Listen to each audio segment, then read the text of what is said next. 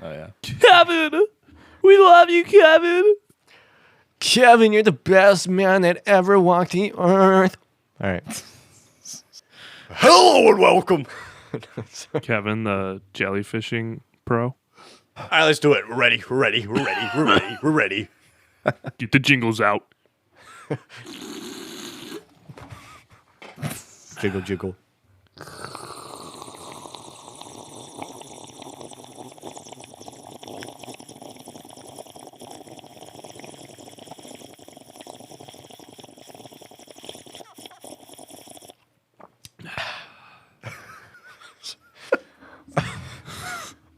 Hello and welcome to the Beyond Film Podcast, where we dive deeper into the technicalities and techniques used by filmmakers.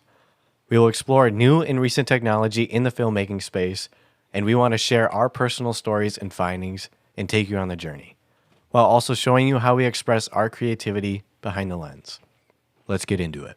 Let's do this thing. Now today, I wanted to talk about the idea behind starting, and why do we find it so hard to just start? What makes it so difficult sometimes, even though we have the desire to do it, and we have the idea in our head, we want to pursue it, but we never actually come close to doing it.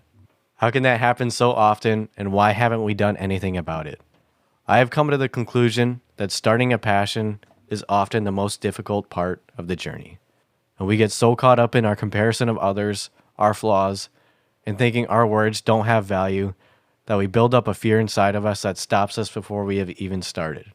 This is especially true in today's world of unlimited information. And yes, some of that information is true and good, but a lot of it is often misinformed and outright flawed. So, you might be asking yourself, how do I get over the fear of starting and just start what I really want to do? Well, you've come to the right place. I've come up with a few ways that help me in pursuing my passions, even though I often feel overwhelmed with negative thoughts internally and even sometimes externally. Usually internally when I tell myself lies, and externally from the outside world telling me I can't do it, and feeding into my thoughts that start to believe what others say about me. Now the first step is to ask yourself, why do I want to do this in the first place? Where do I get the motivation, and was that motivation healthy or unhealthy? And do I want to put in hours and hours of effort into this if nobody will even see it? Will I get discouraged if people react to it negatively? A good example for this in my life would be pursuing the art of filmmaking. Having a place where I can write and make stories about things I struggle with and things I wholeheartedly enjoy in my daily life.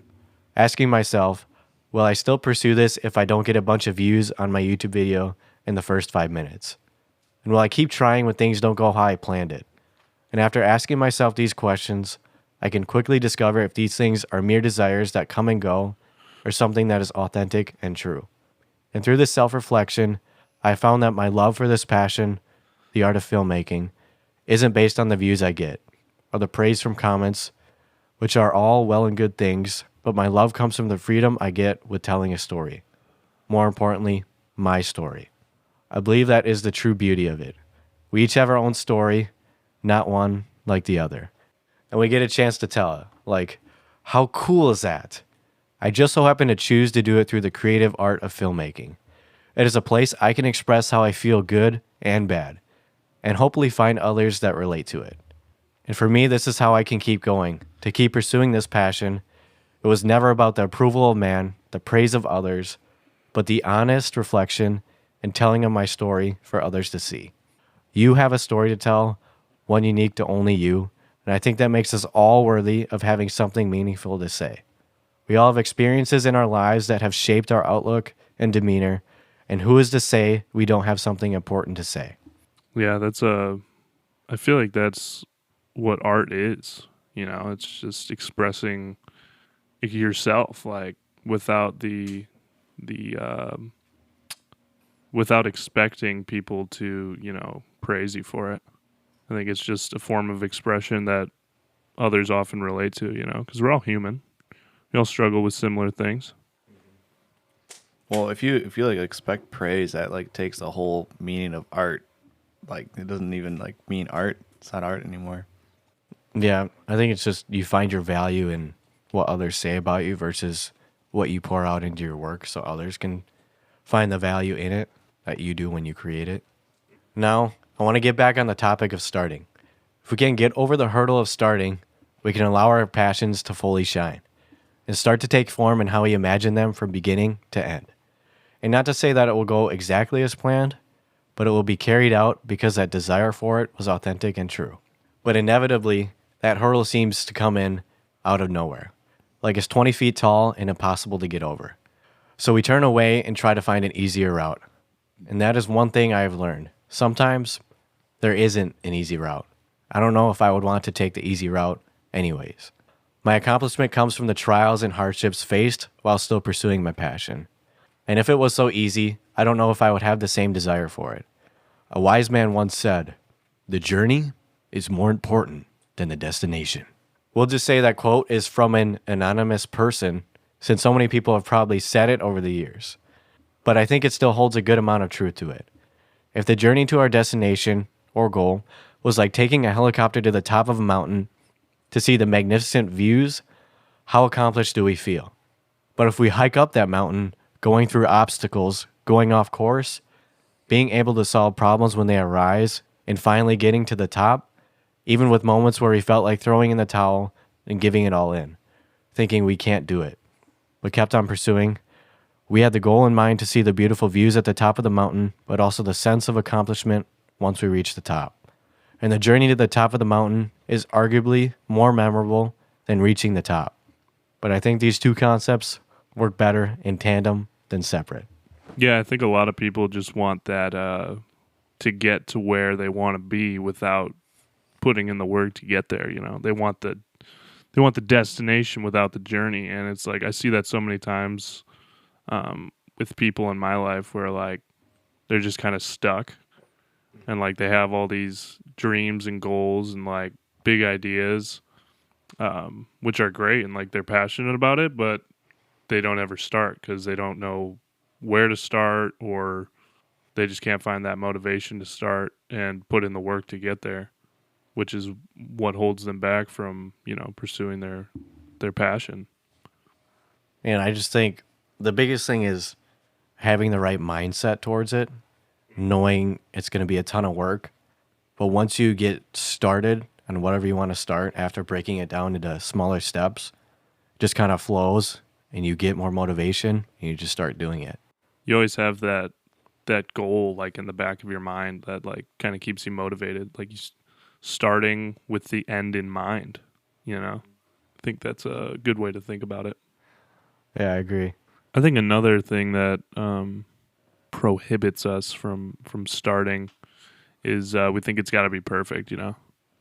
You know, you talked about this in one of your recent videos, Rock, the just like the cinematic look and how it's ruining our creativity. Like it needs to be perfect. Like we need our composition to be perfect, and like we need more gear, and we need, you know, a better story, and you know, but I think we just need to pursue the ideas that we have and move on to the next, you know. Mm-hmm. That's a super good point. And if we know the journey will be hard and full of setbacks, but with some wins here and there, we can have a more exciting time on the journey with the goal of reaching the end. And when we have the end in sight, it can act as a great motivator to keep pursuing when we feel like giving up. Amen. And another useful tip for myself when I just can't seem to get started is to make the goal attainable, but not easy. And if you're anything like me, I love finishing things, checking things off my to-do list and feeling productive. So if we make them into bite-sized chunks instead of one massive goal that is attainable, but daunting when you look at the whole picture, it is much easier to get started. I like to block out all outside distractions from taking my time away from these more fulfilling things I want to do. Yeah, I feel like even with like my homework, like the thought of it sucks. It sounds like it'll suck, but then once I actually like grind it out, usually last minute because I'm a procrastinator. But when I grind it out and like just get it done, like it actually feels good to, you know, check something off my list. You know? Yeah, check things off your to-do list and be like, I'm feeling productive today. You know. Mm-hmm. There's something about the human nature that wants to get things done. Mm-hmm. I mean, I write a try to get a to-do list every morning of like things I can get done after work. And even it's like the easiest thing ever. It's like read this or clean bathroom, which is like something, okay, I can do quick and just be like, check mark, done, you know? Yeah, and like you said, like making things into bite-sized chunks. Like if you've got a big video you're working on and you're like, all right, after school today or after work today, I'm gonna, write a rough outline, and then the next day write a script, and then the next day plan my film days. It's a lot easier to get started when you look at it one piece at a time instead of like the whole video that takes tons and tons of hours to make, and you're just like, I really don't want to do this right now. And honestly, writing the script for the podcast seemed like the last thing I wanted to do. In my mind, it was so much easier to sit back and watch YouTube and take my time to distract myself.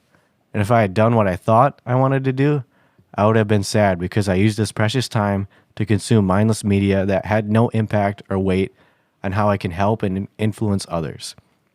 Instead, I got rid of the distraction and put on some of my most favorite instrumental orchestral pieces by the beloved Tony Anderson, and got to work at writing my script.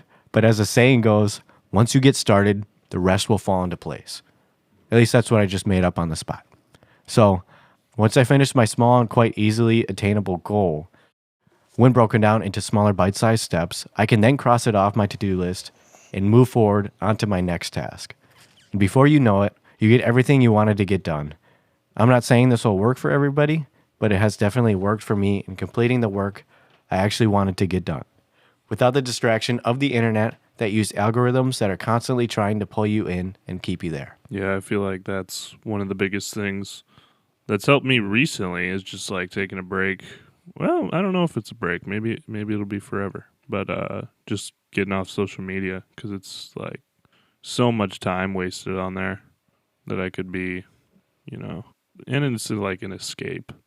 Like you're working on stuff, and then you're like, I don't want to do this, and you just go on social media for that like instant gratification. Yep, a little dopamine release and just keeps you scrolling. You're like, oh, where'd the time go? It's bedtime. Okay, go to bed. And it makes you feel like you did something good, like that little dopamine, instead of like having to work for it and get stuff done. It's just like, boom, dopamine instead of like the journey. Then you feel bad about it. Tell yourself it's okay. You need grace. I mean, it's hard to let go of at first because you're like, I need this. Like you make excuses for yourself, but then like once you actually get rid of it, you're like, wow, this is actually not bad, and Yeah. I feel like I have so much more time. And for me, it's just, you're not comparing yourself to others nearly as much. Yeah, every once in a while, but you're not seeing what other people are posting or people in the same kind of hobby or niche as you are. You're not like, oh, wow, they're so good. I'd never make anything that good. You're just kind of working on your own projects and trying to make the best thing you can with what you have. Yeah, a lot of comparison on social media, and like thinking your projects and your whatever you're working on has to be like is as good as what you're seeing from these people who have millions of followers. I feel like that like just constantly deters people, like myself included, from even starting something, from starting a thing I initially wanted to do, and then I look at what somebody makes on social media, and I just go, wow, I have no hope now, so it's like, what's the point? And you just scroll on social media and find some more stuff. Mm-hmm. But one good aspect of like the online community, like less is social media, or is YouTube a social media, would you say? I don't know if I'd call it social media, but I think if it's considered social media, it's definitely like the best social media platform. Well, just one good thing I've seen from like YouTube is like the community we've kind of found there, just like, commenting on people's videos and like, encouraging them and say, this really spoke to me, and like seeing them comment back on our stuff. It's like just really encouraging, that others relate to this, and like there's not comparison going on. It's just like how I think YouTube community should be. Just building each other up and strengthening the community instead of beating each other down till where there's nobody left in the community. All in all, this is my basic foundation for getting started on the goals and tasks I set forth. That is making the goals easy and attainable and outlining them as a to-do list. And I do this while drowning out the constant outside distractions and reevaluate my thoughts and feelings on what I pursue, even if nobody feels the same way about it, at least initially. By running it through the simple test of taking a bird's eye view as you look at it objectively to help me see if what I want to pursue is a valid way to spend my precious time and if I can use it to help and impact others. That is my way to evaluate things I truly want to do versus things that initially seem like a fine way to spend my time, but without the objective viewpoint. When I can see the value that my work has, then I am in turn more motivated to keep doing it and finding a reason to get started and let it unfold from there. This is my thought process on why starting is often the hardest part of the battle, and my take on why we so often don't get started, even though the intention was there and the aspirations were true. Anyways, we're going to get to our T-Talk segment. T-Talk. T-Talk coming to you live. Coming to you live. Yeah, so I'm sipping on a cold red dewberry with a rush of cherry. And I'm sipping on high quality H2O. And I'm sipping on a purified drinking water by Piggly Wiggly. I did happen to put some Hawaiian Punch Berry Blue Typhoon naturally artificially flavored drink mix and water. Some scrumptiddlyumptious.